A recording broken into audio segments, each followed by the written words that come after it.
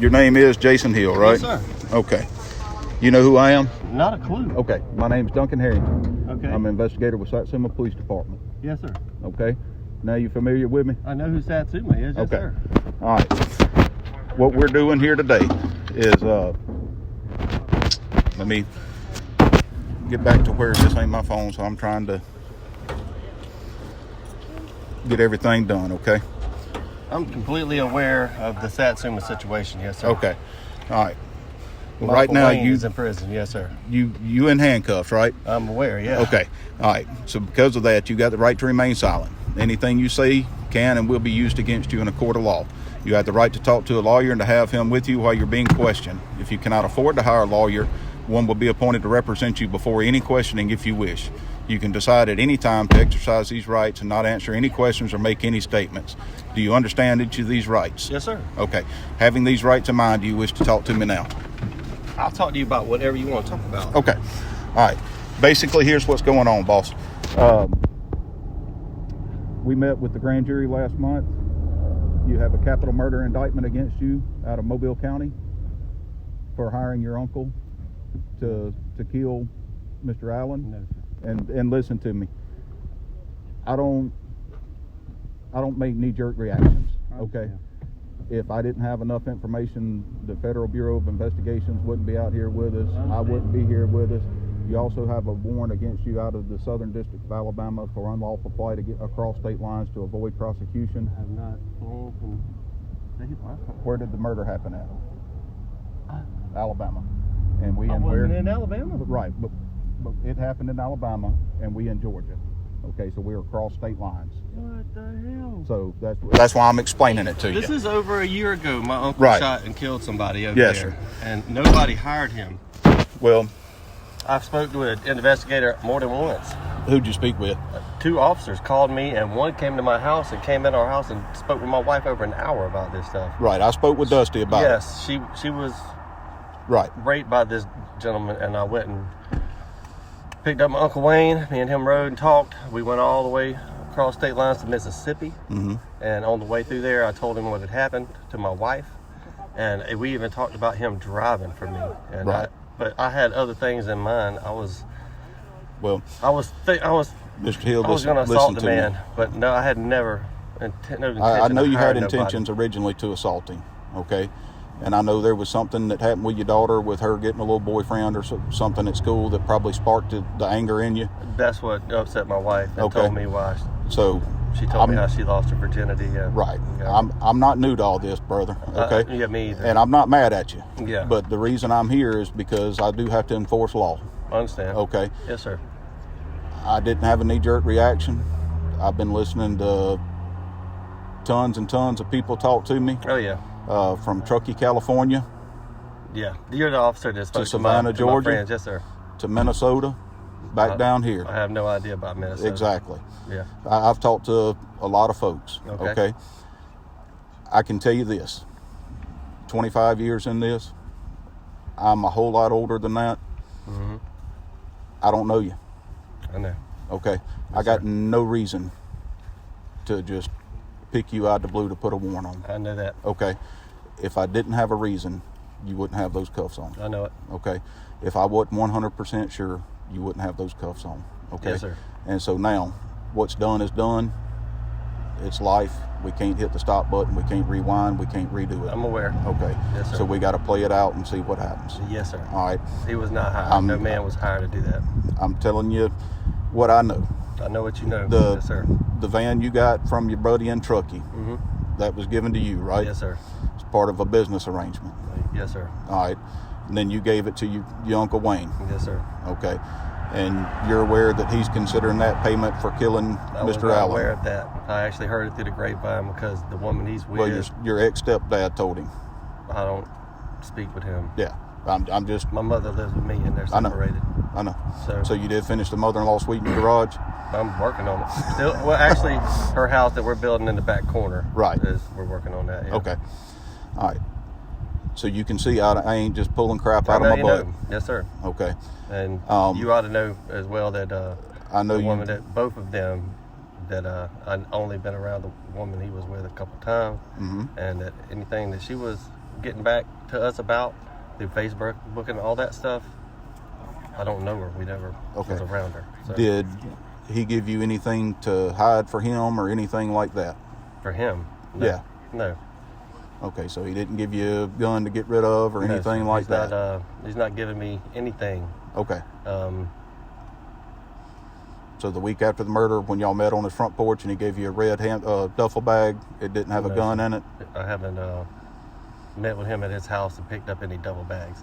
He actually picked me up from the airport. Mm-hmm. Well, it wasn't an airport. I actually got a ride from an Uber down to Macon, and he picked me up, and his whole family was with him. Yeah. And supposedly y'all went to Carter Burgers.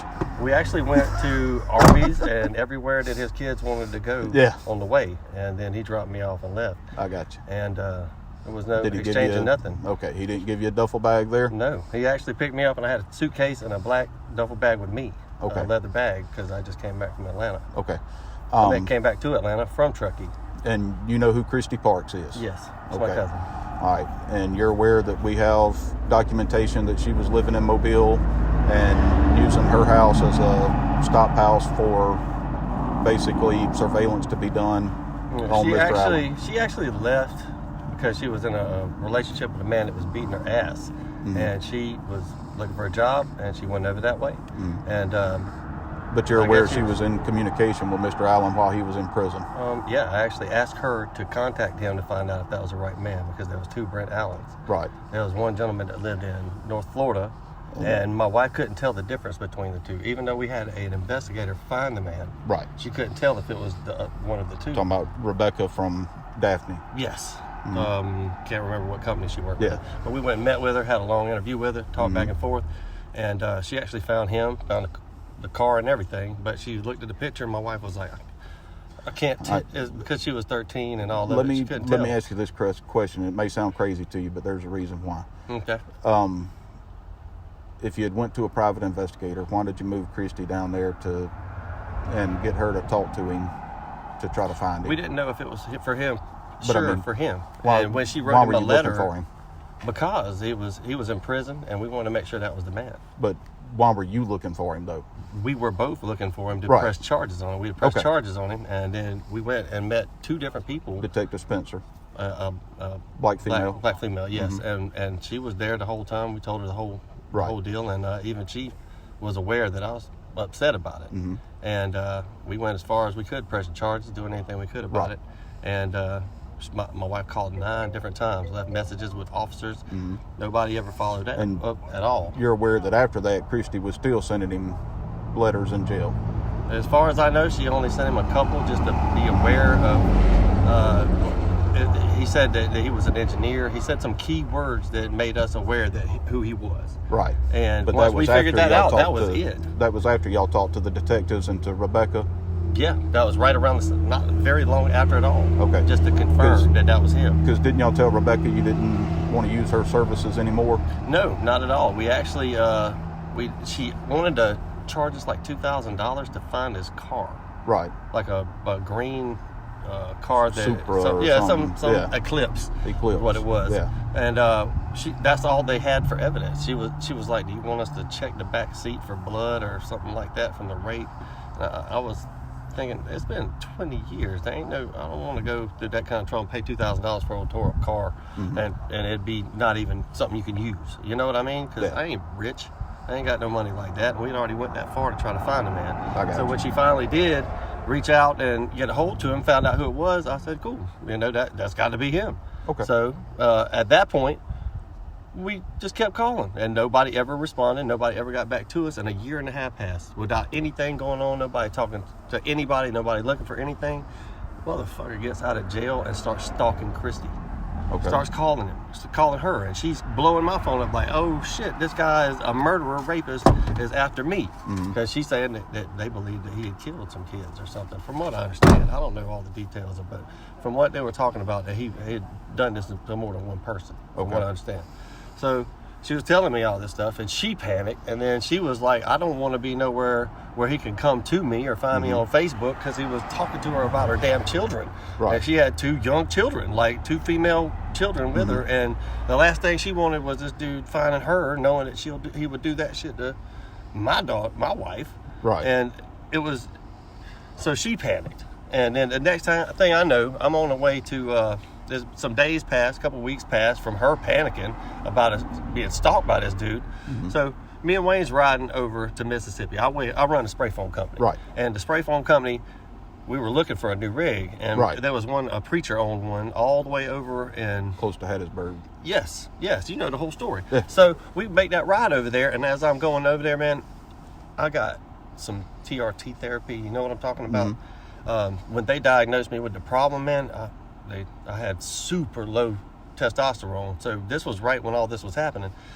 Me and Wayne was riding over there. He's one of my closest uncles. Yeah. And as we were going over there, I kind of had a breakdown about telling him about what happened with my wife. And I mean, I lost it, man. I was snot running and crying and shit like that because I never really talked to nobody else but my cousin Christy about what happened. So, man, I was losing it on the ride over there, and he was crying, and I was crying, and I was so upset. And, I mean, I might have seen him twice since then. Mm-hmm. And he kept telling me shit like, I'm sick of eating beanie weenies. He kept telling me stuff like he's trying to make some money off of me. I knew he was, in a way, it kept coming at me in a way, what could he get out of it? And I was like, man, I want to put this man in zip ties and beat him with a damn rubber mallet. Mm-hmm. On the knees and on the wrists and shit like that. I was just talking out of my head, man. I had no intention of killing him. I didn't want to kill him. Right. She don't get no closure out of that. Right. She don't get nothing out of this happening, man. It's like I've told everybody. This has been fucking worthless on all ends, and now she got to listen to this man's name over and over again after the fact. Yeah. So him and this woman were asking me, could they do something to help? Mm-hmm. I told him, dude, you were so goddamn fat. You can't even hardly walk. At best, I would ask you to drive with me over there, and if I tie up fighting with him, make sure he don't fucking hurt me or something like that. There was no intention of hey, I need you to go kill somebody for me.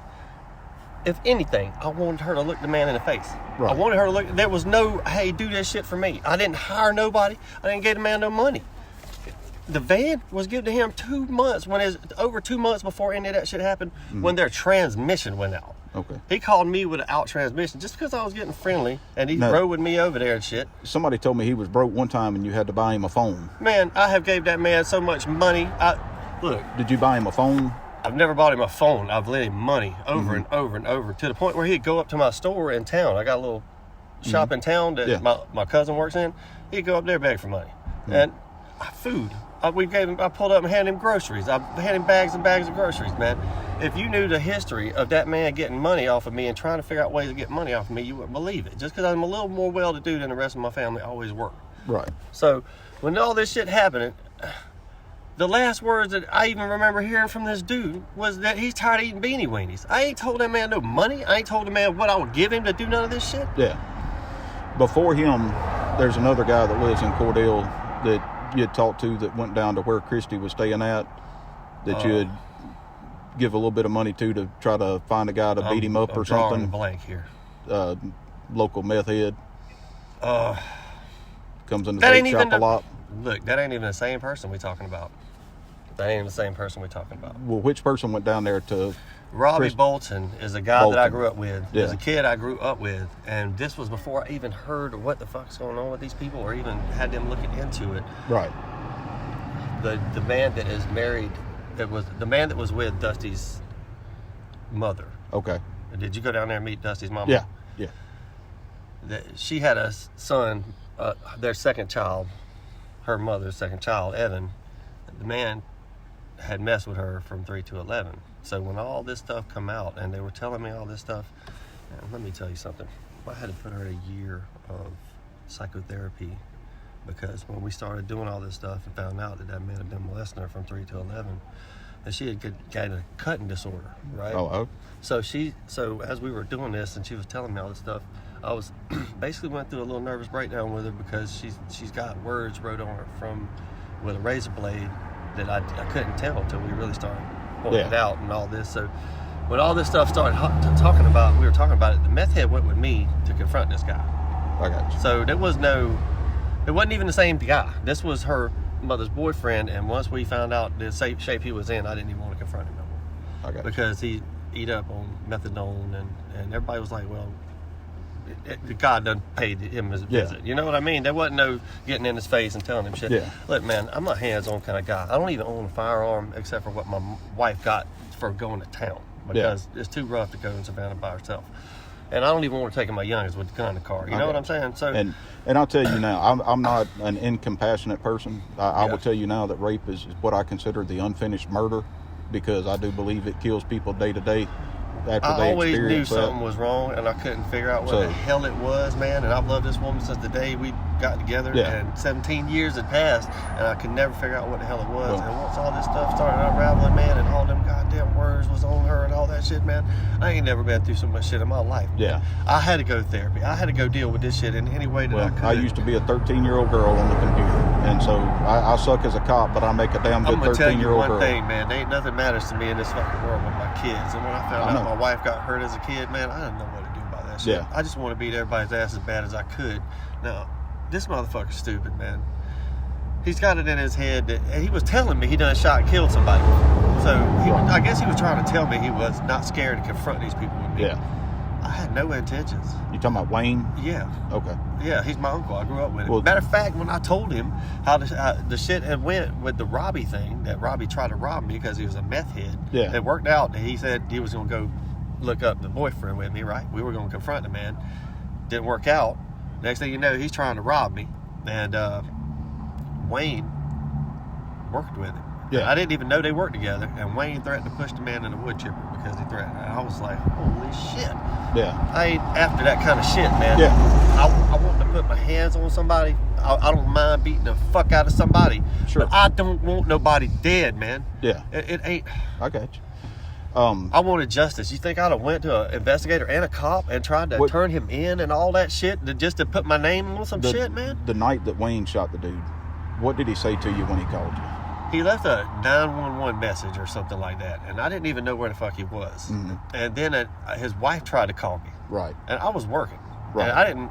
Man, but that was on your phone that you don't have anymore. It's the only I never had another phone. I only had one phone. I got the phone with multiple lines on it. The phone number that he was sending the messages to wasn't your normal cell phone number. It was one that... No, I only had one phone. They called my phone. The one phone that I have, they called it, and it was his wife. Right. And she said that they was on the way home. Basically, job's done. According to her, job's done. We headed back or something like that. Stupid... It wasn't even something like that. It was... I don't even know exactly what the fuck had happened at that point, but I was working late at Tesla, and they messaged me, and I didn't even answer the phone. Yeah. She called me, and I talked to her for a second, and then I didn't hear from them again until the next day. Right, because it was 2 or so in the morning when they got back. I have no idea. Yeah. I didn't talk to them again after I got off work. I got you. I've been working from like 8 that morning until 10. It was at least 10 or 11 that night. I got you. Before we even made it back out. Yeah, because it was 2 or so in the morning when they made it back. And matter of fact, hard a worker as Wayne is, he was late for work the next morning. Mm-hmm. He don't miss no work. Yeah. Yeah. So. He's a good man. And the problem with it is he always jumped to defend me in a way that was stupid. Like threatening to run over people and push them in a wood chipper and shit like that. I never asked no shit like that, man. Okay. But he's a little on the wild. He was always talking about this Blacklist TV show and always talking about saying sayings off of Hitman TV shows and shit like that I don't know what it is. I'm not familiar with it, man. And well, listen to me. It's cold.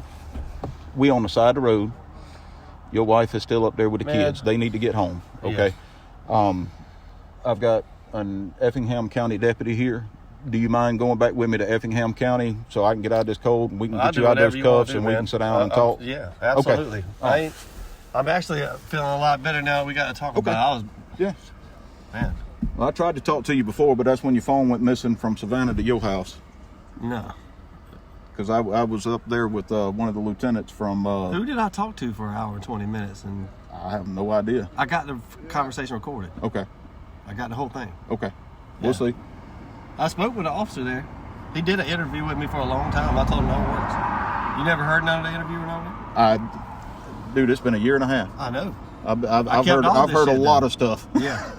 I kept all this stuff. He said he don't mind going back to Effingham County and talking with us some more, just to get us off the side of the road, if they don't mind, if they got a room for us to sit down and talk in.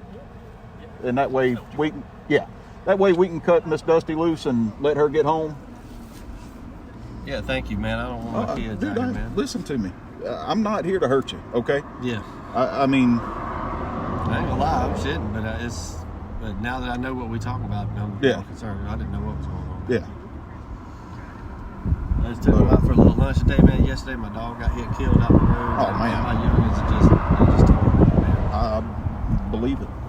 I believe it. And a white pit bull. I've had him since my boy was born, so... I want a solid black one. I'm not going to jump right back into it, man. Yeah. I couldn't train him to stay out there. He kept running out and trying to chase him. I got you. And he got hit.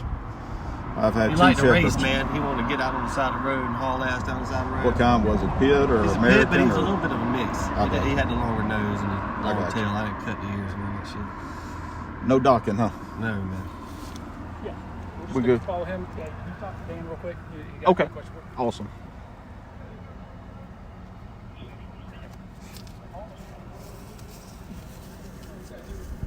Give me 1 minute. Okay. Man, I tell you what, their family has been harassing the shit out of me, man. Oh, I know. He's probably... I mean, he's my uncle. I love him. I've been around my whole life. Yeah. He's probably one of the dumbest people I know. He can run the hell out of some equipment out in the woods. That's it. But at the same time, man, it's like... I don't know how they came up with that formula of what to do. I'd have never asked them people to do that. If I was going to do something that hurt somebody like that, I would have never asked some people that I wouldn't leave a puppy with, man. Yeah. They really ain't... They ain't have enough sense to... I heard once they was in jail, people started calling me and telling me what was going on. And one of the first stories I heard was that he was in the car and she was on her phone calling the man. So, I know, I'm just saying, this is what they're telling me. And I've talked to everybody in the whole family about this shit since then because they harassed me about it. So they were saying that he went to shoot the man and the woman was calling from her own personal phone, calling the man that they shot. So how the hell... that ain't no... It don't make no sense to me. Yeah. It don't, I mean, there's a million ways to have hurt somebody in a way that would have been not... No... You know what I'm saying? Well, bad thing about it is it happened in Satsuma. Yeah.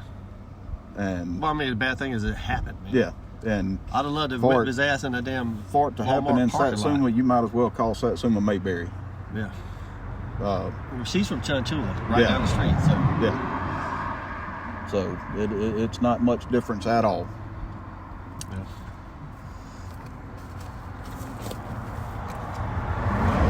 They're finishing up something back there, and they're going to be up here in just a minute, and we'll get you at least your hands out from behind you when we get up there to that more comfortable room to sit in instead of...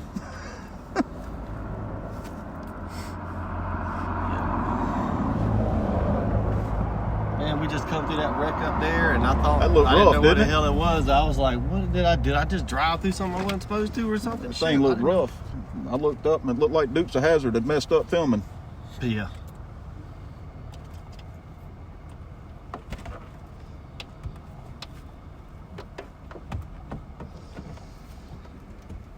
I looked at the damn speed number and I was doing 65 and I started looking around for signs and I was like, oh shit. Ouch.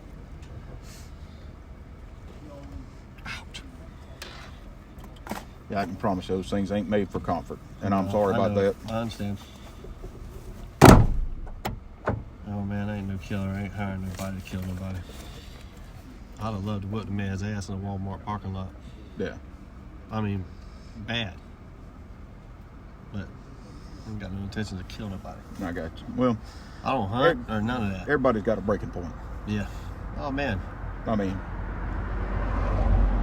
I ain't got that. I ain't got no evil in me. I ain't saying that somebody's got evil. I'm just saying everybody's got their breaking point. Yeah. You know what I mean? Yeah, but I mean,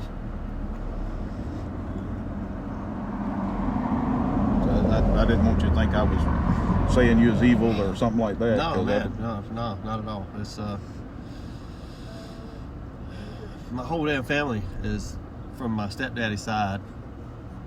Come at me like I would have hired him to do that, and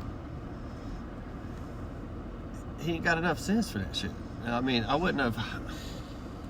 Well, he did it. I wanted him. I was the only thing I ever mentioned. And he was, man, you could drive for me if I wanted to beat him up or something. Because, Yeah. Honestly, I didn't know how big the guy was, and I didn't want to get fucked up. Yeah. Well, y'all went down there one time though and couldn't find him, didn't you? Together. Because you stayed at one hotel and he stayed at another. The only time that we went down through there together was the time that we went to look at the truck. Yeah. But on the way back, y'all stopped and got stayed some in seafood Saraland and we ate and got a motel. But yeah. We didn't go look for nobody because I didn't know where the hell he was. Well, y'all went to the wrong town. Y'all went to the bayou. Y'all went to the bayou in Saraland. Yeah. I never looked for a different town. Yeah. Yeah. He found him. I didn't know where the hell he was. Yeah. Because I got him going and coming from there 6 or 8 different times. Really? Yeah, he's a little Can you ride? Yeah. Me? Yeah. You do something right there. That'll be fine. And then have your partner just follow. Yes, Sound good? that'll be fine. Good. Yeah, honestly, I had no idea how many times they went over there. Yeah. Well, I'll be honest with you. I got no reason to lie to you. I got him going over there 6 or 8 times. You going over, I think, twice, maybe 3, but I think it was twice. Once in like September and once in October. If I went over there, it would have been with my wife. Anytime beside the one ride that I went with him, and that's where Mom was at. So. Right. And we usually stay in Saraland. Yeah. Because Wayne has a fetish for Marco's Pizza. I don't know. I know he used to shit out some Carter burgers and anything I would bring over there, really. But because anytime we do something around that vape shop up there, we do a cookout or something like that, and man, he'd come and stack them plates full. I've always kind of looked out for him because he's struggling, man. Yeah. You want to see if your buddy's ready to go? Is he still up there? Yeah. I hate to interrupt him. Man, he should be finishing up. Just because I think he was going to see if Dusty just wanted us to meet her at the house, because I just didn't want to keep her kids out on the side of the road. Yeah. Okay. It's that cup. I was wondering too. But yeah, my main thing is getting your wife and kids off the side of the road, because I don't need somebody swerving over and driving stupid. But yeah, man, if they would have just called me, I'd have came over there. They ain't have no reason to. Yeah. Well, as a matter of fact, the last time I spoke with somebody on the phone and we got the whole conversation and everything, like I said, I told them, just give me a word and I'll come over there.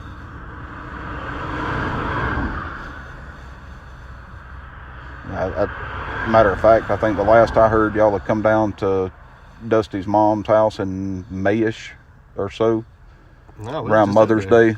Well, I'm talking about during that time. Actually, we've been going more and more because her grandmother passed away, and they've been doing more and more with the probate to get her that property over there. So there's about 10 acres on the bottom side, and then that's going to be hers, and 10 acres on the top side, and we've been plotting it out to move over there. I got you.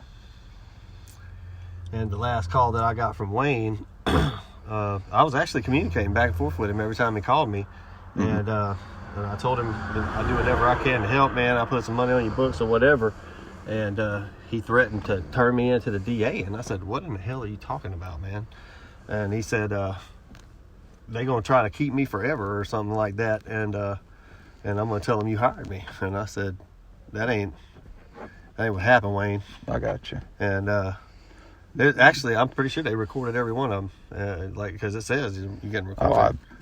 The jails may, but yeah, I'm just. There was 4 or 5 conversations where he finally said, "I want to get out of here, man," and I said, "Dude, I can't do nothing to help you do anything of that," and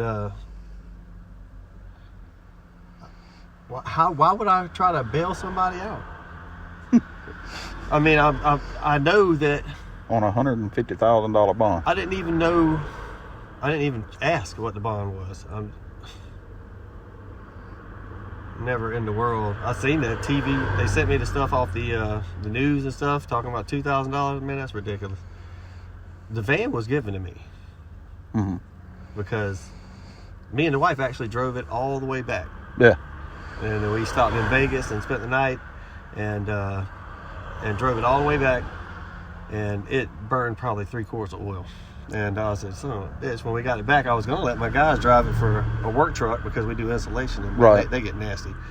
And I was going to let them do it, and the first trip they took and come back, it burned about a half a quart of oil since we done went that far and pushed it all the way across the country. Yeah. And here comes that phone call. Man, hey man, my transmission's going out. Can I borrow about $800? I said, no, but I got this van sitting out here that's burning oil like a sieve. You can use it till you get it right. Yeah. And that was that. That was probably 3 months before any of the shit happened. So if that's supposed to be a goddamn payment, it was a bad one, man. Because that thing was raggedy. And that was just to help him out, man. Because I damn sure wasn't going to lend him that kind of money. $800, I would never get it back. I ain't got back the last $350 I lent him before that. I don't expect it. I was going to say, it don't sound like you really thought you was getting it. If you talk to anybody in my family, they would tell you everybody's handing money more times than they should have. Yeah.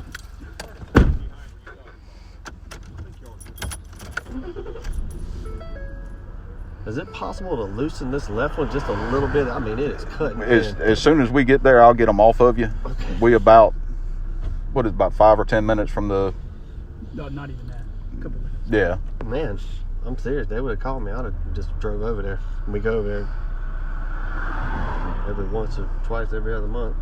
Well, bad thing is we don't know you, and we didn't know what your reaction would be, what anybody else's reaction would be, and our main concern is your safety and your wife and kids. Man. And our safety. I'm not gonna lie to you. Man, the last thing I ever wanted was my kids to see me get a damn pair of handcuffs put on me. Last time I got in trouble with South Carolina. Yes, sir, man. My woman, and see, she's got PTSD, and I always wondered why she wanted to keep that kind of stuff around, but she didn't. She'd buy a little pot here and there because how her anxiety was through the fucking roof after all the stuff that's happened to her. I always knew something had happened, but she'd always keep a little bit of that stuff. So I told her don't ride back and forth and doing that.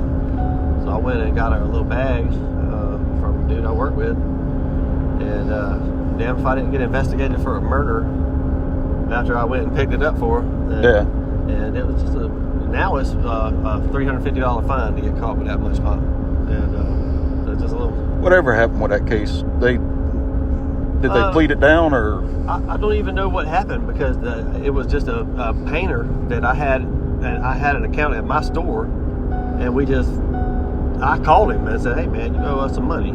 And they looked at that phone call like I was somebody calling it for money, and it turned out it was just my store because he had some stuff on the credit, and they found him dead. And when they came to my house and knocked on the door, because I got the store phone like I was a sales rep, they came to my house and searched the house, and they found her a little bit of pot, and they tried to lock her up, and I made them take me. It was just 2 ounces of pot, and they gave me a felony for that because something to do with for some reason, I was thinking they'd drop that case to manslaughter or something, and I didn't ever see what actually happened to the case because I didn't have nothing to do with it, man. They took my guns and they took the pot and they said, well, you ain't have nothing to do with this. They figured out somebody he was dealing drugs with or something like that. Or I didn't know him that well. He's just a contractor, man, coming and going from the store, really. And he got killed, and they showed up at my house and showed me pictures of 10 different black guys I didn't know, and they said, okay, and meet us here at the shop on Friday. So me and my wife showed up at the police department on Friday to talk to him further about it, and they put us in cuffs.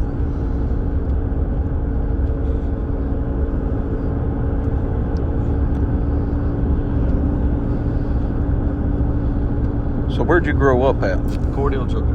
Cordele? Yeah. I'm sorry. I've been to Cordele. I'm sorry too, but getting out of it was the best thing I ever did. I can honestly say that's the only place I've ever seen that had a Waffle House that shut down because of lack of business. Wow. That's amazing to me. Yeah, a Waffle House shutting down is off the side of a highway is pretty hard to do.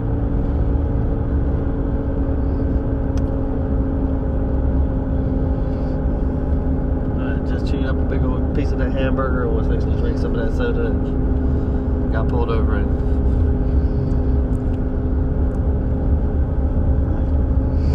thirsty as hell.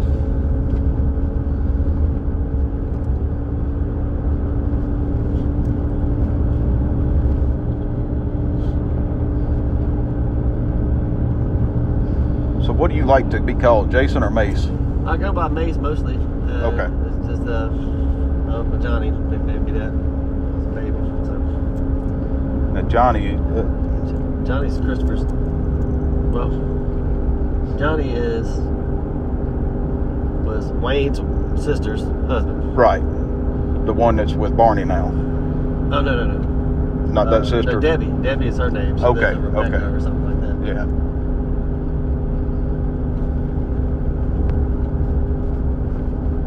The other sister's with Barney. Yeah. And that's Jesse's mom. Bobby. Yep.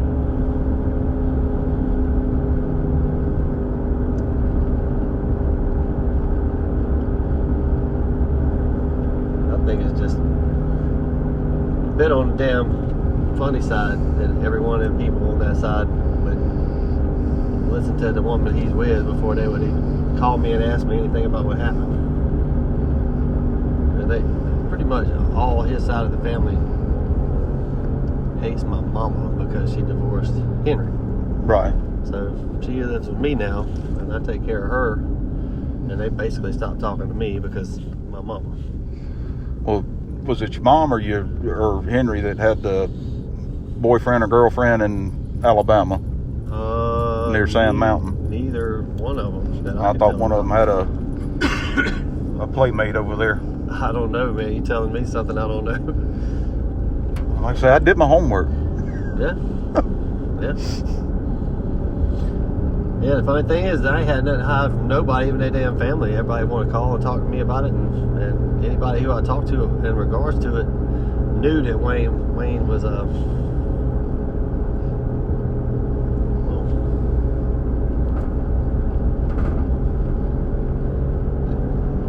it wasn't something that anybody would ask him to do anything important. It's just a little. So I thought it was funny from the start. It's not funny, but I mean. No, I know what I just almost ironic. It's a bit. Him take you saying that you want to beat the snot out of somebody to. No, dude, I had one of them damn rubber mallets and shit. That if I had to defend myself, if I met him in a damn Walmart, I would have picked up a can of corn and whacked the man. You know what I mean? Yeah. If I had to, but I wasn't confident that I could do anything hand to hand with him. I was waiting if you want to make sure this man don't whoop me up in a parking lot or something like that. That's fine. He really felt compelled to help me, but I never told him to do no shit like that. You know, the bad thing about Wayne is he'd do anything in the world for you. Yeah, I know it. Like I said, he threatened to kill the damn Robbie guy. So I was man.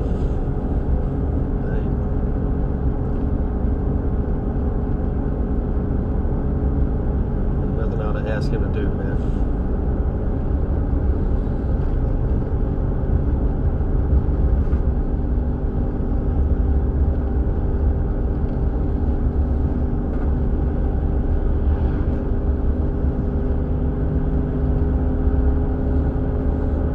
Always trying to get me to go do shit I don't do, like hog hunt and shit like that at night.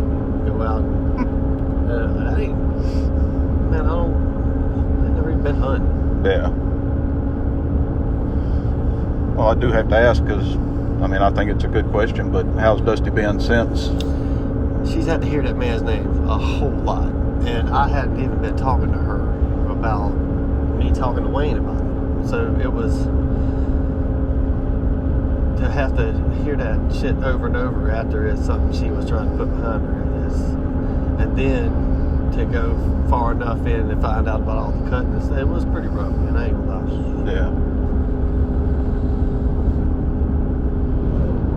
She's just really getting back to being able to get through her day without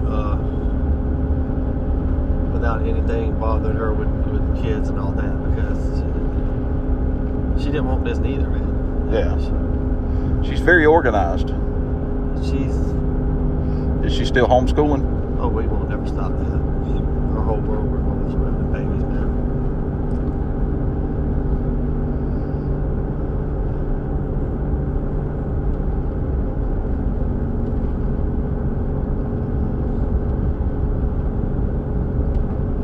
So we're gonna get them home and get them settled in. I had to get back over toward Hilton Head this afternoon and meet with an energy group that does these house wraps and spray foam and all this stuff between Bluffton and Hilton Head.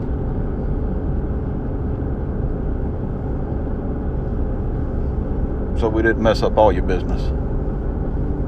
Yeah. Because I know there for a while folks was mad at you because of us calling them. Well, I had to explain shit to people that wasn't none of their business, man. Yeah. And it wasn't that we were trying to spread your business. It was just never knowing you know. What? I don't think none of that shit matters no more, man. The only thing that really matters is that is my wife is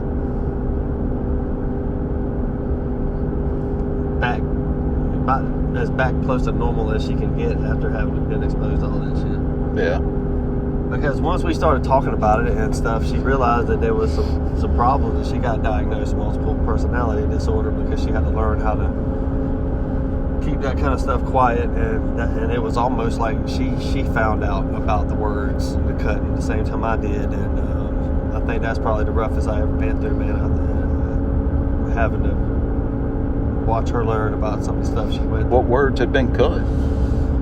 She had been raped, man. She couldn't Right. couldn't talk to nobody. She's got the word sex wrote on her arms over 200 times, man. I got you. And it's just, and it looked like little marks. I mean, I've noticed tiny marks and shit from angles from sun, the sun and Right. stuff, but I never really got down there with a blue light. Yeah. And man, once we figured that shit out, man, there was probably a 3-week period where she pulled her hair out, and that's when I logged her. I got her into the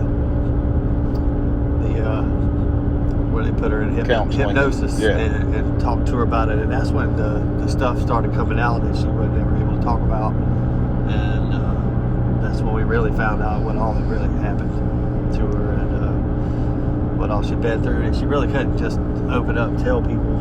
Sure. And the only person that could do that was somebody to put her under hypnosis, and I'd say the first half of that was probably the roughest part of our whole marriage. And it was just her coming to terms with stuff. When did that start for the counseling and hypnosis?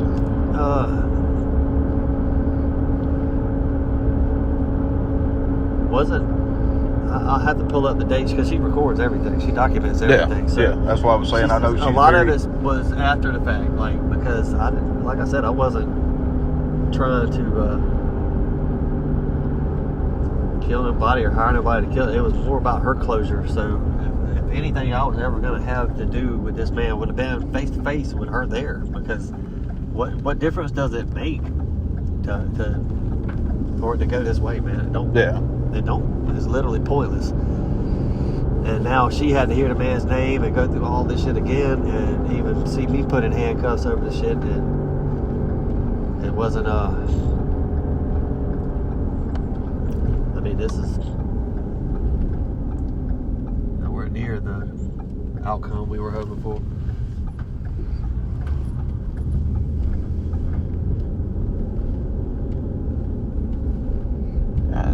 I'll be honest with you, I don't think anybody ever starts their day off by thinking, man, I'm going to go to jail today. It wasn't even the jail that, no, it was just somebody getting killed. Yeah. I mean, oh, and the man, I'm sure the man has kids, and I mean, I wouldn't wish death on nobody. I wanted the man to go to prison for what he did. Right. And there still was a possibility of that, as far as I knew, all the way up to the point where y'all showed up and said, what case number? Well, we were trying to figure out where the case was filed at. We were trying to figure out if the case even existed. It was in Saraland. Yeah, it was in Saraland, but it never made it past that, did it? Mm-mm. Not a word, did it? Nope. Son of a bitch, I knew it. I knew we done went through all that trouble and it never made it past the officer you told. Yep. No matter how many phone calls she made, it never made it further, did it? Nope. Son of a bitch. I'm gonna have to tell her that nobody ever followed it up. That's why I don't work for Saraland.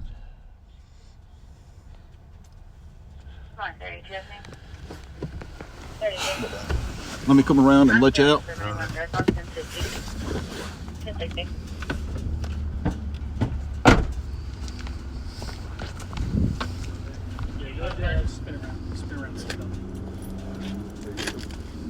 Alpha Delta Echo Romeo Alpha. I have no idea where we're going, boss. All right, y'all ready? Come on. Just follow this man. He looks like he knows where he's going. I couldn't even tell you which way is north right now.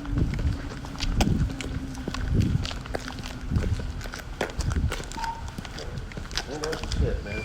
All them phone calls and visits and going to them offices, and they didn't never even contact the man, nothing, sitting there.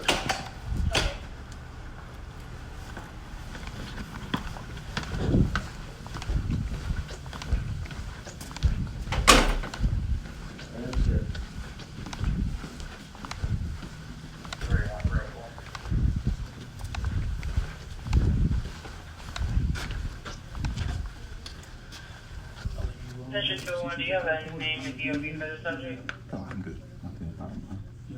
Yeah. I don't think he's going to be no bother. Get those sorted. Okay, thanks. You got your key on you.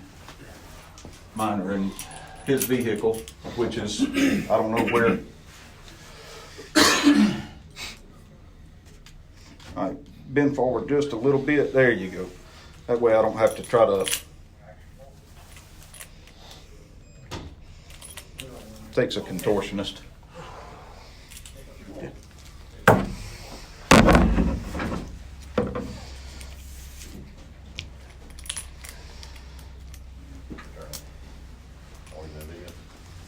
man.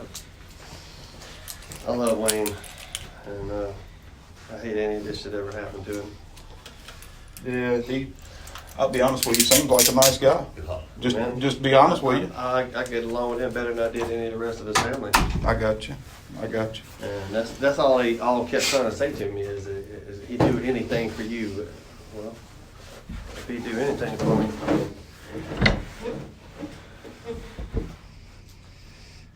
Yeah. Yeah, I'm all right. Okay.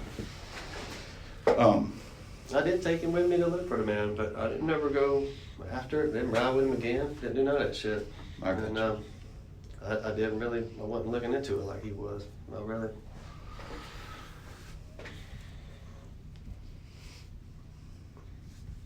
And didn't want my intentions like that anyway. And what the intention of Robbie either. Me and Robbie was gonna whoop shit out of somebody too now. I grew up with him, and I actually helped him beat his daddy up for beating up his mama. You know what I mean? She was truck driver beating up his mama, and came home, and I lived with him. We was kids, and came home and got in a fight with him, and his daddy whacked him across the head with a piece of wood and busted his ear real bad. And we had to restrain him, and so first person I talked to about doing something along those kind of lines, confronting somebody, was the boyfriend, the mama's boyfriend. And we actually got over there and seen him, and he was falling apart, man. Yeah. Teeth falling out, hair falling out, all. It's the good thing about dope.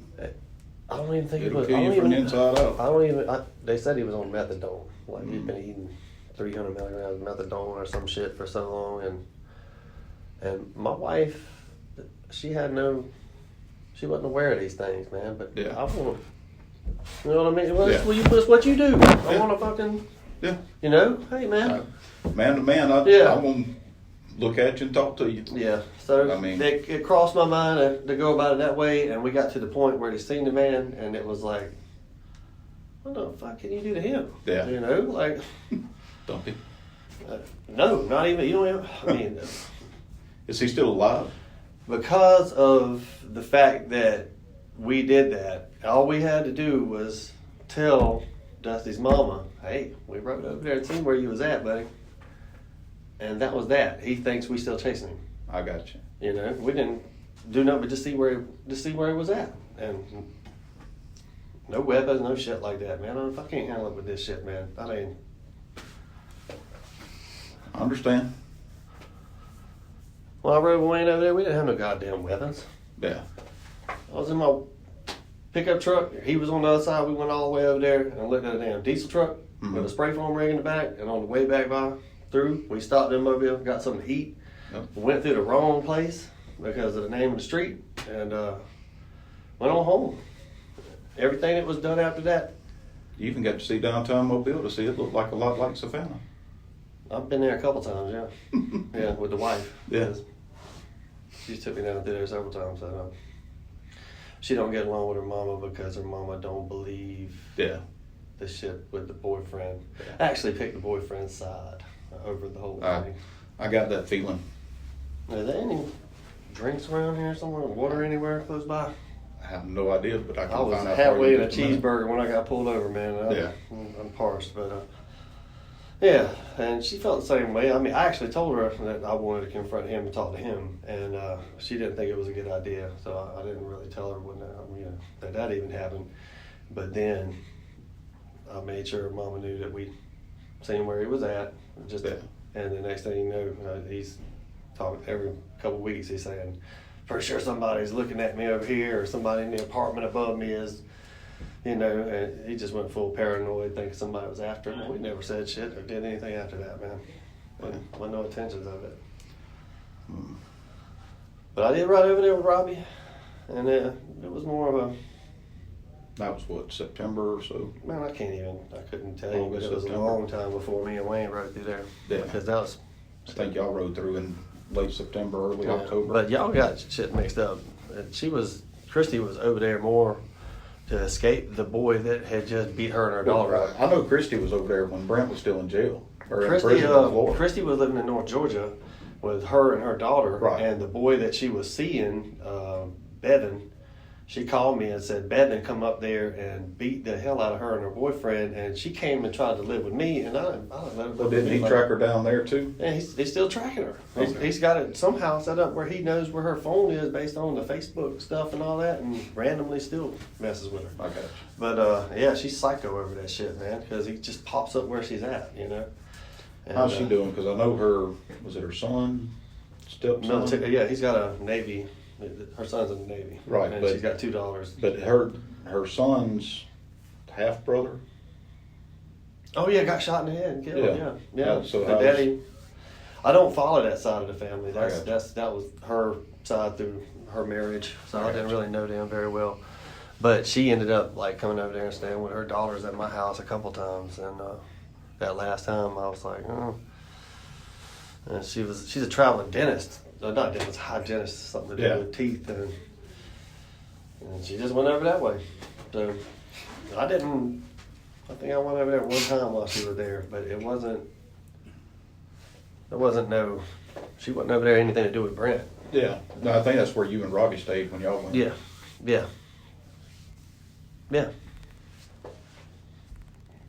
So not over there. Over there close to, what is it, South, I think? USA?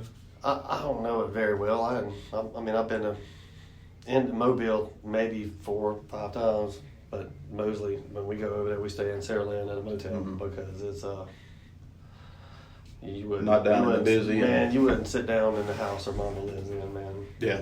I saw it. Man, there's bugs and all that shit. So yeah, I basically too many chihuahuas in that house for me. Man, it's nasty. It's nasty.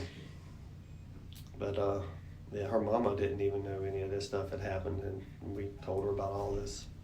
And when I believe it was you, went down there to talk to her, she thought you was there. She thought you was talking about the boyfriend that we was going to whoop up on, because that's the only thing she knew about. She didn't have a clue about the man that written nothing. Never heard a word of it. Yeah. And that's how secretive Dusty was about. Yeah, I picked up on that pretty quick that she didn't know. Well, I didn't pick up on that she didn't know. I picked up on that she didn't want to accept it. How about that? Yeah. Because she still will pick up the phone and tell that man she loves him. Mm-hmm. And Dusty can't have a relationship with him. Yeah. Her because of that. And even Dusty told me they were trying to work it out. It ain't working. And they so detached. Of course, that was a little over a year ago, so. Yeah, we moved her in for 3 months since then, trying to take care of her because her mama died and her son's dead, and she's by herself over there in that house with them chihuahuas. And we went over there to check on her, and she's taking so many medications and all that. She takes about 22 medications for what's wrong with her, and I think half of them is stuff she asked for. And she's got a problem. Yeah. And so prescribed by the street, and some of them prescribed in an office. I know every bit of it from a doctor, but half of it asked for. Yeah. If you know what I mean, because they pill farmers, man. Yeah. And I think that's really what's wrong with her. We got her over there to the house and tried to get her off of some stuff, and she started hitting me in the face with a coffee cup because I said, you need to cut back on some of these meds. There ain't no reason to be taking these things the way you're taking them, and she almost hit me with a coffee cup, and I told her I couldn't keep her there no more because my kids don't see me with those stitches in my face trying to take care of grandma. Yeah. How'd you get that? Yeah, so we did our best with it, and then we ended up taking her back home, and we talked to her every day, but there ain't no way to help her because she's going to eat them pills, man. I got you. And it's killing her. And Dusty don't want to see it. Mm-hmm. Yeah. So how's Wayne's daughter doing? I don't know Wayne's daughter. Oh, okay. I never met Wayne's daughter, and the woman that he's with, I've only been around her twice, maybe 3 times. She'd come out and sit on the front porch when I talked to him, and she'd come out and smoke a cigarette and go back in.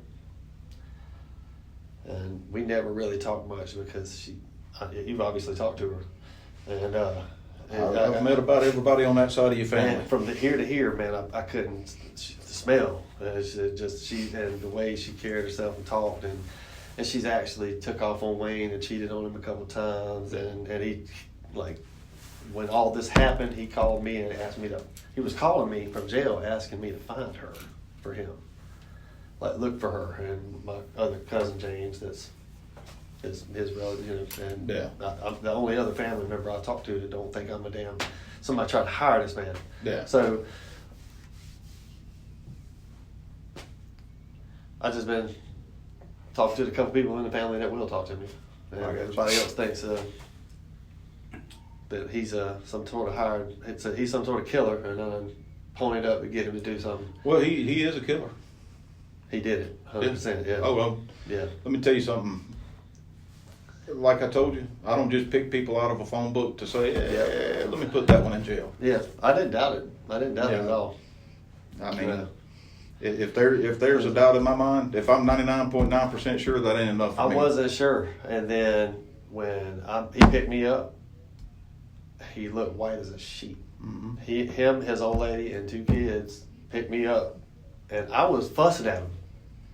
Like, because it took him so long to get there. He told me They he was were over down running the street, late and that it was going, like, he kept going to the wrong places, and I was sending him the wrong address or something like that. And up to that point, I didn't even believe the shit.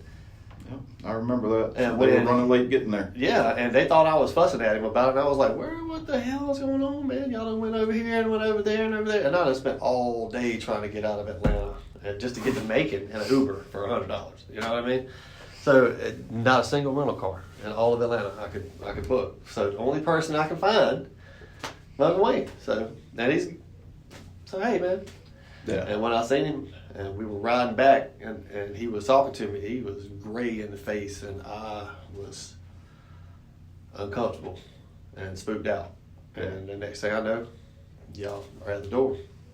And I knew at that point, I was like, holy shit, man. You knew before then. No, You knew that night. I knew. I honestly didn't. I honestly didn't. When she called you and said, "Hey, it's I done." did not know. Yeah. I had no clue what exactly they had done and how. Yeah. I didn't know if they could have run, if they would have run him over or something. I had no clue. I didn't know. We were running paint sprayers, and we were finishing up the new Tesla dealer in Savannah. Right. And it was loud as hell in there. And I know they had tried to call me and message me, and I didn't even see it a couple times. Yeah. But I didn't know where they were when they were doing this shit. When they messaged me, I didn't know they were even out of town. Yeah. I didn't know they knew where he was. To that point, I still had no clue. Yeah. You still thought that he was in Saraland, and I knew that wasn't where he was at. yeah. We only went over there one time. Yeah. So Because that's when Wayne told you, "I don't think he lives here. There's a bunch of black folks that live here." actually, he lied to me a couple times about it. On the way, he was telling me that they had sat beside him in a huddle house, or they had done something. They kept trying to tell me that they thought that. They just didn't want it to end. They wanted it to keep going. I don't know. I mean, it seemed like, I don't think they was doing nothing but just joyriding or something, man, or just riding back and forth saying they was doing something, because I wasn't even asking them. It seemed like they was just going back and forth for fun, because all they was doing was going over there and taking the kids and coming back. Yeah. I just remember one of the texts that he sent you had said something about not white people that live here don't think this is his house. And that was when he was at the wrong That's funny. right street, wrong town.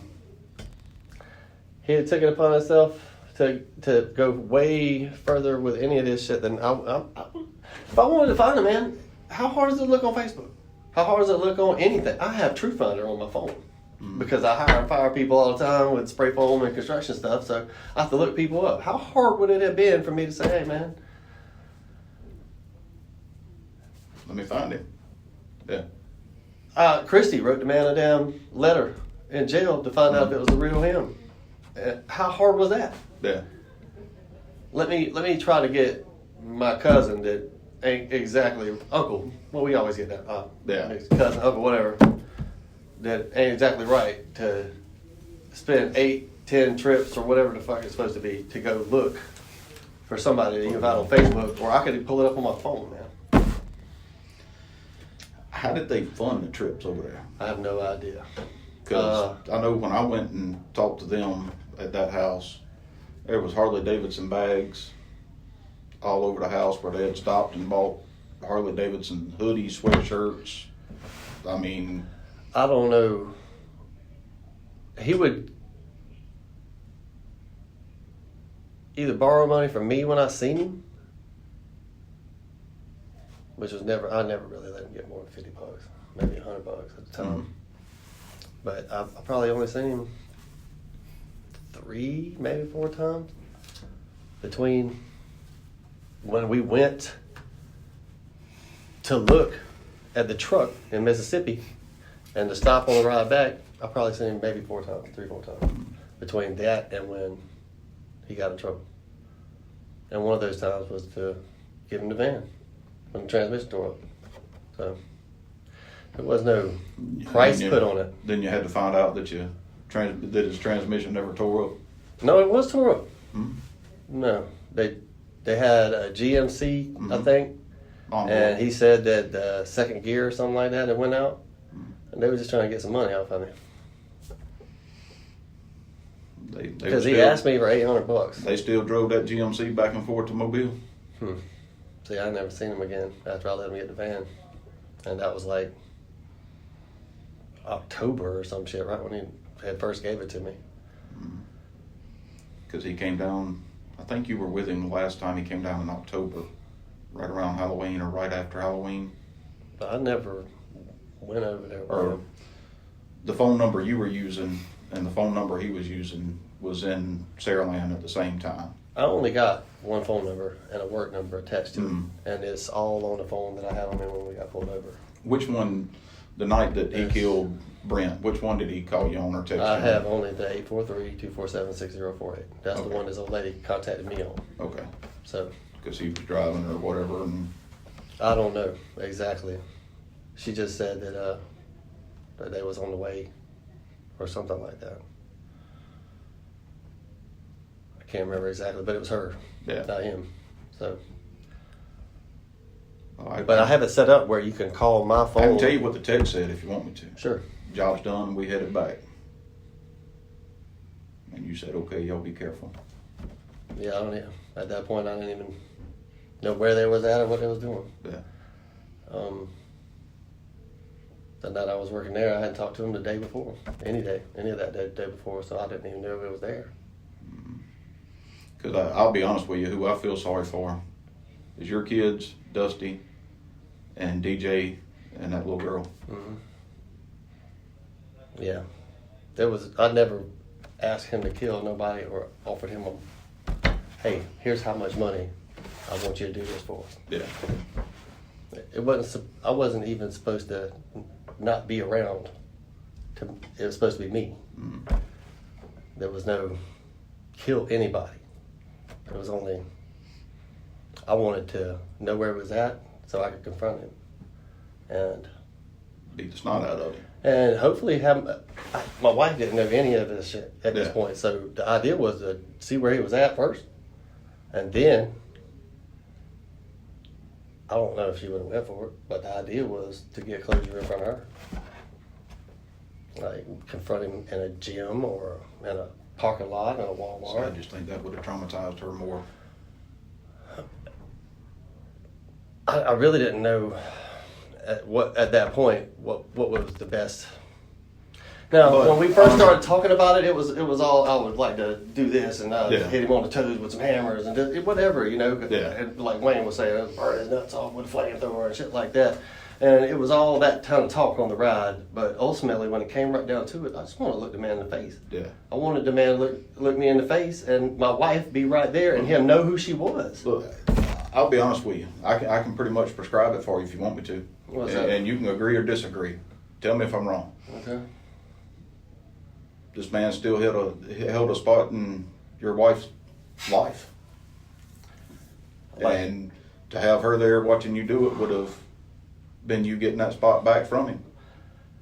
I was thinking more along the lines of her not being scared of him. Mm-hmm. You know, like I'm here, that she's here. Yeah. She's going to tell you what she wants to tell you. Yeah. And what you going to do about it. Yeah. I wouldn't let you get to her. As a guy, we just have an ego. So that's why I was thinking what I was thinking. The ego is to make him feel powerless in front of her. It wasn't nothing to do with, hey, let's go do some dumb shit where I can't never see my kids no more. Yeah. I would love to have put my damn hands on this man, but not if she couldn't be there to. There's no closure there. Yeah. I don't. For her to lose me trying to hurt this man after being hurt by this man, don't fix nothing. So if I was to put the man in a position where this little girl had to be under this man, and it's like being drowned when you can't fight back somebody or push them away from you. Like I told you, rape is the unfinished murder, bro. So to me, all I could come up with in my head is put him in a position where he's helpless in front of her. Mm-hmm. Say what you want to say. He can't get you. Yeah. He can't get through me. Right. And then I remember seeing something about him, how much he weighed in prison, like 210 or something like that. I, Whatever it was. Yeah. And I remember thinking, I'm about buck 70. You know? And if I was going to shoot the man, why the hell am I worried about what weight he's going to be so I wouldn't get my ass whipped? well, think back between yours and Wayne's trips, rides to and from the airport, Mobile, Hattiesburg, whatever. Mm-hmm. Family reunion. But this is like a period of a year we're talking about almost. Like what was misconstrued by Wayne? as far as What you wanted done to the man? well, why would he think that I was trying to pay him? What would be how can you put a dollar figure on me and you talking about this is what I want to do? Mm. I know he said he didn't want to eat beanie weenies no more, so that means to me that he'd been talking to somebody in regard, like maybe his old lady or something like that, about what he could get out of me. Because when I picked him up in my new truck, and he got in my new truck with me and rode over there and all that. And if you seen where he was at, and you seen where I was at, he's my uncle. I love him. I'm visiting him when I could come through. Right. A few times here and there, you know. But he looks up to you because of where And he's well, at and where kind of you're vice at. versa. He's always been, you know. And we really was friends all the time. You know? Yeah. It wasn't like I was. If you talk to him and you talk to me, he would have to know that I wanted to put my hands on him, man. So where in it would he think that he was doing me a favor and what to get paid for it? Mm-hmm. From what I was told, it was because you had surgery and couldn't. I had surgery, and that's why my emotions was crazy. Because when all this shit happened, and me and him rode to Hattiesburg, I just got diagnosed with because I had a bad vasectomy. Yeah. And when they cut everything, Yeah. So my testosterone was supposed to be around 1,1200, and it was below 300. And the doctor made a joke, said, "You should be starting your period." And dude, all she had to do was say something about the shit after I found out about it, and I couldn't hold my goddamn tears back. Yeah. I got daughters, man, and I don't. This is. Yeah. So it extra emotional through that whole phase of knowing what happened to her and seeing the cuts and having the daughters and having to get up and see her broke down every day over this stuff once we started talking about it. And it just got where I knew I couldn't talk to her no more. We were going through all this stuff. And then I find out that I have to have the implants to get my health back normal and get over all this emotional stuff and all that. And he got to see me break down, man. Yeah. He got this, and You had that in November-ish, the surgery? yeah. So when me and him rode to Hattiesburg and did all that shit, Right. man, I was a goddamn slobbering, drooling mess because I had been able to tell nobody what my wife went through. Mm. You know, I was telling him about the cuts and all the shit and all the stuff that was going on, and he's seen me I don't think he ever seen me like that. Yeah. I mean, I've been to funerals and he ain't seen me like that. And I think he just took it that goddamn personal, man.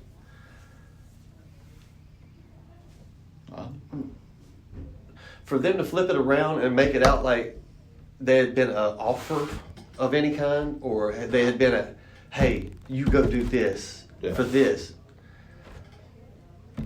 Let me explain to you why I'm here talking to you. Okay? My job, this man's dead for a reason. Yeah. My job is to anybody and everybody associated with it needs to basically can't undo life, so you have to go forward. So if there's a price to pay, you got to pay a price. I understand it. You know, I mean, it's just one of those things.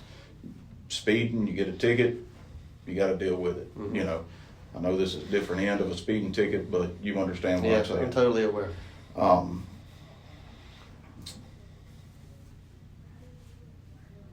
You have Wayne that'll do anything in the world for you. Mm-hmm. Looks up to you because he goes to work every day on a skidder or whatever and comes home and basically he, you know, how old is Wayne? 50-something years old, but he looks like he's almost 52, 70. yeah. And, you know, then he's got you that's living in a nice big house, and I ain't gonna say that you don't work hard. I don't want to say that you don't deserve it, because you do. You worked for it. You earned it. Mm-hmm. But what does he see? You know, and then your emotion is going He's up only and been down. at my house once. Right.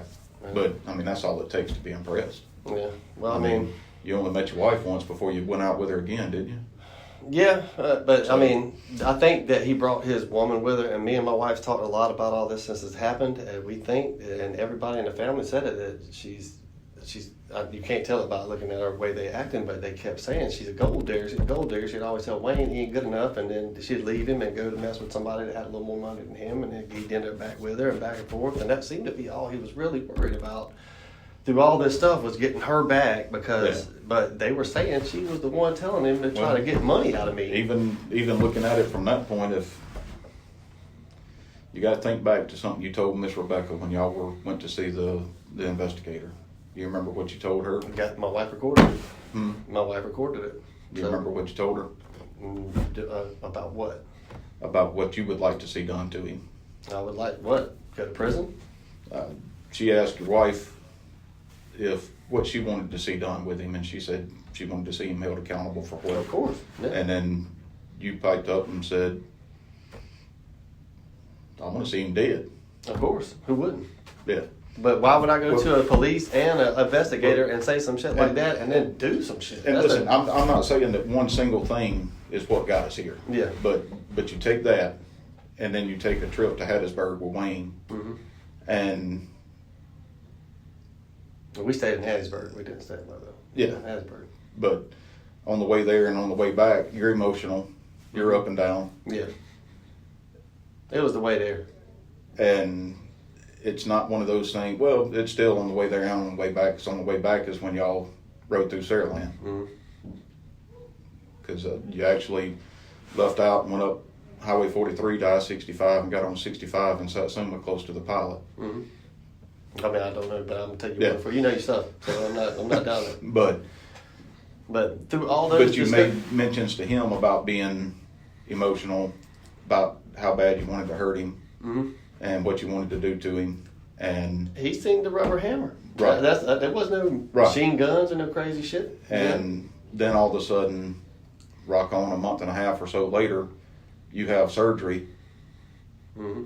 and you can't, in his mind, do what you wanted to. No. This stuff is like you're getting a Tic Tac put in Right. your butt cheek. But No, that wasn't- he thought you had surgery and No. couldn't do the job yourself. No. And not so the case. he also No, you walk thought- in and walk out of the office. right, And it just but pop he also right in. thought that y'all were fixing to have a falling out because of all the trips he was taking, and he didn't want you to think he was wasting your money coming back and forth. You're telling me all of what he was thinking through all this? Yeah. From him. I didn't- Not me reading his mind. Not I me didn't reading, even know he had went that many times. Yeah. I really didn't. If he Because was of going making over a- there trying to do that stuff without telling me or communicating with me, you would have seen that he had been messaging Yeah. or not messaging. Well, that's when he made up the story about the Huddle House and Yeah. all that kind of stuff. Yeah, after the fact. I think they said something like they sat beside him or something like Yeah. that. In a, Trying to make it look useful that he was I still think they doing just it. was trying to stay doing something with Yeah. it, and I was detached from it. Yeah. You know, I wasn't. I think he took it personal, and he just started even with his own money and time because I wasn't giving him shit. Because basically his I don't want to quote because I'm not looking at it, the transcript of it, but basically he said he always helped me out. When somebody hires me to do a job, I do it the best I can. He couldn't do it, so But nobody hired Loaded him up to do anything. That's the Jennifer thing. and the 2 kids and There was- luggage and went to Alabama for the weekend. There was no hiring to do What? anything. There was no. I don't understand why that keeps coming into play. I can't He was just explain aware it. that I had a problem with this man, Yeah, and there was no, hey, do this for this. Hey, I offer you this. Hey, will you do this for me if I give you? There was none of that. So this hire shit has got to go. There was none of that. The man knowed I want to well, hurt him. I'm not putting that word into his mouth. He's saying that. I seen the damn shit that they put on the news. Yeah. So why? So I've been looking at that since December 6th of last year. And so So my question is how does it go from him being aware I want to hurt this man to it being somebody hired him to do it? well, and that's what I was fixing to ask is, when you and Robbie came down here to confront The her boyfriend, her mom's boyfriend, did you pay him some money? No, or that you know, I grew up did with he- him. I did just he told you I think beat up that his Wayne- daddy with him. Right, but so did Wayne have any reason to think that you paid Robbie some money? no. You see what I'm saying? Yeah, no, And- the dude, Robbie went with me because I grew up with him in a rough way and helped him. And when I told him what I was, look, man, this dude right here did this stuff and held this girl down and put his tongue in her and stuff like that when she was 3 years old. When I told him all this stuff, I didn't have to ask him for nothing. Right. If I wanted to slap that man around, he would have held him. Well- That's it. So Let me ask you a I'm question that just- I asked Wayne, and I want you to tell me how Wayne answered it. Okay? okay. And your best knowing Wayne. Mm-hmm. What's worse, Wayne? Raping a young girl or killing somebody that raped a young girl? Oh shit, Wayne would have killed. Obviously. So anything to help you out. Yeah, but that don't mean, hey man, let's make some offers. I'm telling you, just what this is coming out of his Look, I mouth. love that man, and that for him to think that would be helping me out, Because it I was don't even. understand it. I don't understand how Correct me he if thought I'm that. wrong. It was even brought up at a family reunion when he first heard it, or I had don't talked about it with I you or can't something. even. I couldn't. Maybe at Henry's house or something. Maybe not been. I had been a reunion. long ways without talking to them, and I went to a family reunion and did a big cookout thing with all of them, and it's Yeah. the first time I seen him since my mama split with Henry, Right. which alienated us from their whole family I got you. because none of them ever liked my mama because he married her Right. when I was 2 years old. Yeah, but Henry basically raised you. Yeah, but they basically looked at me like I'm the baggage that came I got along you. with my mama. So they always treated her that kind of way. And then as soon as they found out that her and my daddy was splitting up, her and Henry was splitting up, they shunned it. Like they just didn't want it because they already treated her like she was a floozy for having a baby when Yeah. they got together. So they never liked me. They never, and Wayne's the only one that ever took to me. Okay. Out of all of them, if you ask any of them, none of them got Yeah. nothing good to say Well, about me and my mama. Even interviewing, which I did interview Jesse. Interviewing even. I love Jesse too, man. But he I know he's that y'all shitting over wasn't this as stuff. well. I know that y'all wasn't as close as you and Wayne were. Yeah. So I mean, Jesse's the police, and he's me and him's always been tight, and he's him and his wife both, and my wife and us would go over there and visit with him and visit before they had the baby and all Yeah. that, and everything was fine and dandy. And then all this stuff happens, and even he is over there like, I can't believe y'all got Wayne to do this shit. And of all people, especially Jesse, Yeah. ought to know that I would ask Wayne to do a damn thing like that. Right. Even asking him to find out where the guy was more than I expected out of him. Yeah. You know, for that dude to even go without me even asking him to go and even look for this person after the fact, or even have somebody look him up on Facebook or some shit like that, was beyond what I asked for. Yeah. All I wanted him to do was be somebody that maybe kept me from getting my ass whooped. Yeah. That was it. This is supposed to be some 210, 220 pound man that's just getting out of prison, and here I am fixing to try to get my wife some closure by looking him in his face in front of her and getting my ass kicked. Yeah. Didn't want that to happen. That'd be But- pretty goddamn stupid to Yeah. get through all that trouble and then some prisoner rapist get out and kick my damn teeth out in front of my old lady. Yeah. You know? So, of all people I asked, I found out Robbie was an ice head the first time we went, and that's why I went back. Holy shit, this boy had to take 5 Xanax just to sleep Yeah. while we was gone to get back on the ride. I don't want to ever be around him again. It wasn't Yeah. because of that shit. So, months later, after I went through all this shit with my old lady to find out that it wasn't even the boyfriend that was doing all the molesting and the fucked up shit that the mom took to, it was what happened after the fact, is that what really had messed up her head and shit. So to me, the only thing, I'm being a husband and the man I am, the only thing I can think of is I want to look this man in his eyes, man. I want to look him in his eyes.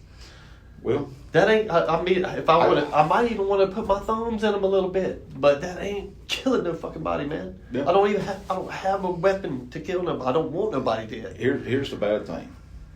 In investigating all of this that happened with Brent,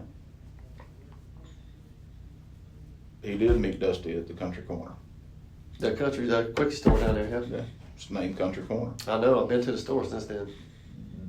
He did take her down to the end of the road where the little paved cul-de-sac is now, but it used to be dirt right past the trailer park. So, I mean, looking into it and investigating it wouldn't have been difficult. I mean, I'm not. I know telling you enough that about to the make you story there. upset, No, but- I've been through it enough in the room with Yeah. hypnotism and all. I've been through it enough. I know this story back and forth, but Yeah. I don't want to talk about that. But to let you know, I don't doubt anything that she says. I don't either. Okay. I don't say that to say I know what he this. did, and I know why we went through the trouble of finding out who he was. I know why I went through the trouble of sitting in front of multiple people tied into police officers. I know why I went through the trouble of talking to Wayne about my problems, what's going on. Yeah. And there was never no goal of killing nobody. Okay, he's bragging and shit, talking about killing a man in Atlanta, and over some cocaine and shit like that, and was all around. And he telling me some stuff like this to make me feel like I'm safe because he's with me. About Wayne doing cocaine, because that man don't look like he's done anything but weed. No, he didn't. He was. He don't. Wayne's a bigger guy. All he does is drink, man. All he does is Yeah. drink. But at one time when he was a teenager, he was running with Mexicans and stuff, going back and forth to Atlanta, messing with cocaine, picking up cocaine and shit like that. And he said he shot and killed a man in a motel, and up there bragging to me like I don't need to be afraid to mess with no prisoner if he's around. Yeah, no, I saw him break down talking to him about Brent, and I know for a fact that he never pulled the trigger on nobody. See, him talking that shit to me was him trying to make me feel safe. Yeah. That he would be with me if I confronted this man in front of Dusty. Yeah. So I felt like having him with me to stop somebody from hurting me wasn't too big a question, but to have him like actually go after somebody, that's ridiculous, bro. He can't even hardly walk, man. Do you remember what? Or well, no, you don't remember, but Have you seen the man walk? yeah. Actually, he's getting around a lot better now because I imagine so. is a lot better. But I imagine so. you know what he told DJ before they left? What's that? We got to go to Mobile. We got a job. I got a job to do. I don't know what he says to that woman and them people there. Well, but no, I didn't know DJ's him. the boy. I've been around him twice, and Yeah. one of those times was when I seen him on the porch talking to him. Right. And the other time was when they drove me back from Atlanta. Yeah. On Macon. Yeah. They picked me up from a Mexican restaurant and brought me back. But- And that's the first time I've ever been in a closed space with them and seen that they weren't, Yeah. that they had problems. But the reason I bring that up is to bring up what Jennifer told you when she called you for Wayne and said, "Hey, the job's done. We're headed back." I'm not sure that that's what she said. But it is. I didn't know for sure. Yeah. I just knew that she said he was shook up and they was on the way home, and I didn't know what to make of that. I honestly didn't. So I didn't know where they were when she called me. Yeah. It's Because he dropped them off at the pilot and then went and shot the man. And it's like I asked him, I said, "Well, did you call 911? everything And I he know about said- this stuff was told to me after the fact, after he was in Chris County Jail. I had people calling me from jail. I had Jesse calling me. Jesse and anybody tied in with up there were calling me saying that he's in jail and he done hung himself was the first calls.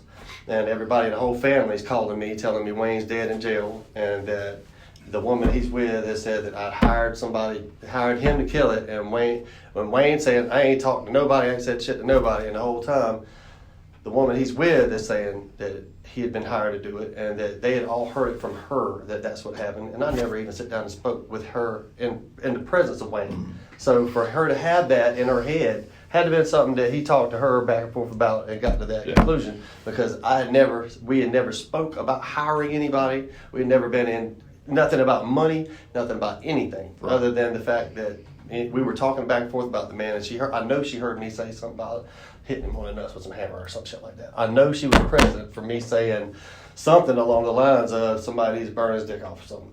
And that is all she was aware of. Anything past that had to have been between them two, because I didn't talk to her. Right. When she talked to me, it was like ebonics or something, and I was like, I don't know what.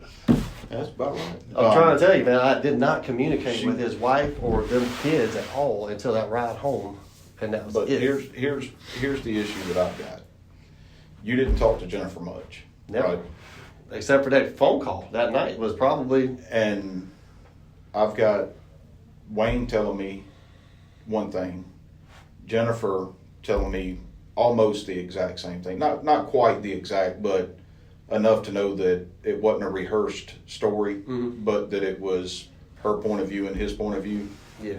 And I've got DJ telling me his point of view, which is pretty dang close to what the two of them were saying.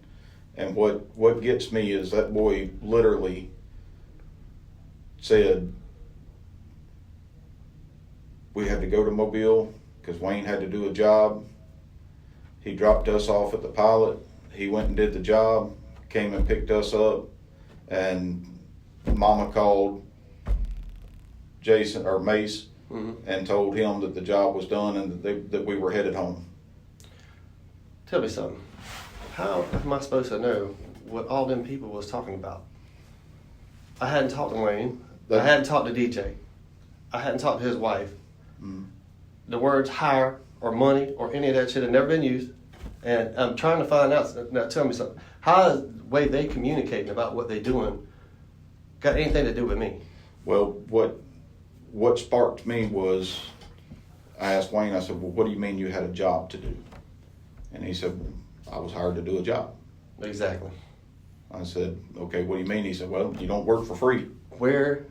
Who said anything about hiring somebody? And who offered Wayne. any money?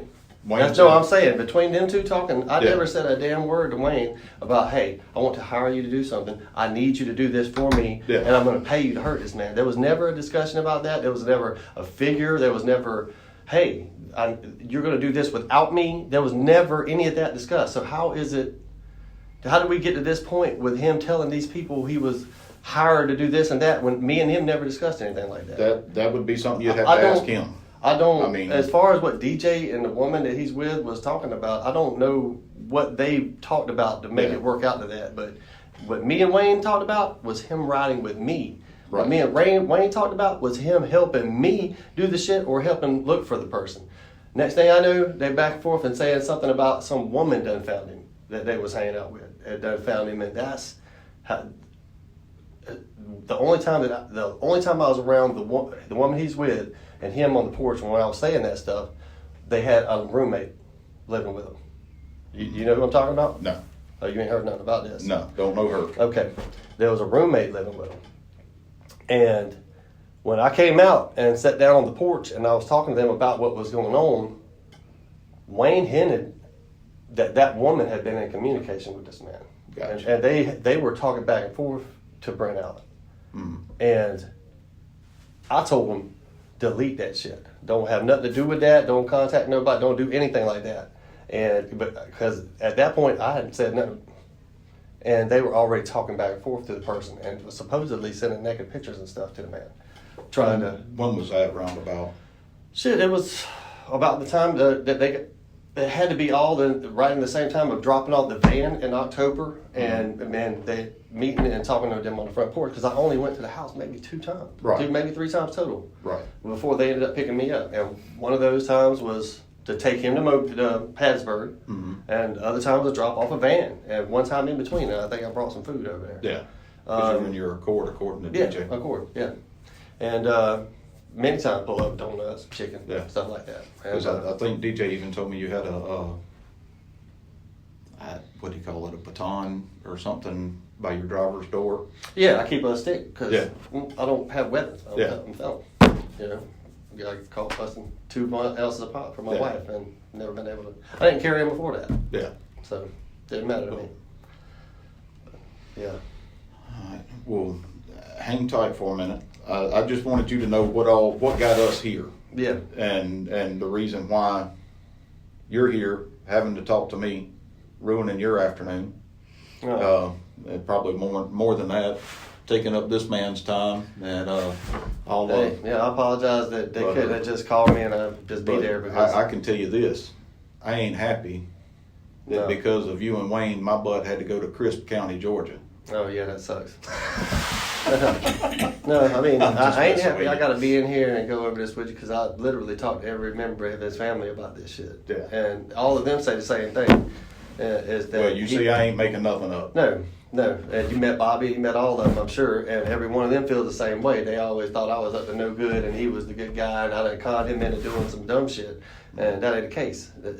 I know that he was in a bad way with money because the things he was saying to me right in, and the way that you were telling me this shit, the way DJ said this, and they said this about a job and hired to do this conversation between them, that wasn't my conversation with him. So for them to have tried to work it into a situation where they was doing me a favor or making some money off of me or anything like that, the man was supposed to keep me from getting my ass whipped. Yeah. He's supposed to help me see where the man was, and I never seen that. As he told you on the phone one time, I'm your muscle. That was a prison conversation. You've heard those. Yep. So I know for a fact that's my uncle. Ain't my muscle. He's supposed to keep me from getting beat up. What? That ain't got nothing to do with murdering nobody. Yeah. So I ain't got no reason to tell you a story. Yeah. I mean, this is what it is. Yeah. One last thing before I walk out. The night that she called you from a phone number that wasn't hers and wasn't his normal phone number. Do you remember whose phone it was or any idea? No, I don't know. Okay. Honestly, every call that comes in is on a record. I mean, there's some. Yeah. It popped up as a phone number. Yeah. So, but I don't have know. To be there. Yeah, I just didn't know if you knew it as somebody else's phone number or. I never had her phone number, so if it was her phone number, I didn't know. It was a third phone, basically. All I know is they always had some, like, Walmart stuff or something. Yeah. Like, pay as you go stuff. Yeah. All right. Yeah, he ain't he's a lot bigger than me, but with his ability to move, man, I told him, dude, well, I asked you to do nothing where you'd have to actually. He's actually lost quite a few pounds. I believe it. And the last time I talked to him, I told him I didn't hear him wheezing no more. He's stopped to, because when he rode with me over there, man, the whole waves. Chain smoking. And he said, man, what you want me to do for you? I can do that, man. Just let me deal with him, man. And let me talk to him. And if he starts whipping my ass, man, dive on him. You know what I'm saying? That's as far as we got, man. You know? There was some points in there. I do have to clarify something, though. Yeah. You said Wayne was talking all crazy, wanting to burn the man's nuts off. We were talking at it. And then you said you was saying something about burning his dick. Yeah. So, who was talking crazy? We both were. Okay. Well, I mean, we both were saying, you know, what had just happened to your old lady? How did you feel? And even she was sitting across from the table smoking a cigarette and went on, chimed in on it. Throw some gasoline, you know, shit like that. But yeah. Obviously, I didn't have no gasoline. I didn't have no matches, and I wasn't telling nobody to go do it. So, what I did say is I want to put hands on him. I did have a rubber mallet. I did have some shit like it, but there was never, let's get in the car and go. Yeah. There was never, hey man, here's $11,000 to hurt somebody. Well, you say there was no let's get in the car and go. Do you think Wayne took it as when y'all came back from Hattiesburg and actually got in the car and went through there where y'all thought he lived? As we wasn't fixing to jump out. I was just trying to figure out where the man was at. But I mean, you see what I'm saying though? Mm-hmm. You said there was never let's get in the car and go, but y'all did get in the car and we were on the way back from going to Hattiesburg and looking at a pickup truck when we said, but it stopped for the night. No, we stopped for the night in Hattiesburg. Right. And on the way back, we just rode through and went on home. Right. We didn't stay a second night. We didn't stay around. We didn't spend no amount of time looking. We just rode past the street and was like, oh, okay. But the way y'all came through, though, is not the way you would get from here to Hattiesburg. I don't. Oh, well, we came back. It's a different way. We actually drove south from Hattiesburg and got all the way down to a town, and the truck that we had traded my truck for blew up, and the turbo went out on it. And I called the preacher, and we had to wait on him to send somebody. And then we ended up getting a ride back to Hattiesburg, because leaving the truck there that we went to pick up, tore up, and come back from Hattiesburg and into Mobile. And when me and him stopped and got some seafood and talked about it, that's when we ended up saying, okay, let's ride through there. Okay. And when we rode through there, we just rode through there. We didn't circle, no crazy shit. It was like, okay. And that ended up being the place that he said was he went over there and it was some black folks or something like that. Yeah. So Do you remember that text y'all had where he told you that? I thought he told me in person or something It like was, that. it was over a text. Okay. Yeah, but I remember him saying something that. So. Yeah. But there was never no worry about like, oh shit, he's over there fixing to shoot up somebody's house or no shit like that. You know what I mean? It was. He didn't shoot the house. No, I mean what I'm saying is I wasn't aware that he was attempting to hurt nobody at all at that. If he was doing it then. Yeah. So. If he was going to get a gun, where would he have gotten it from? He goes to those goddamn flea market things. Okay. Shit, the last time I talked to him, he said he just picked up one at the flea market, 22 or something like that.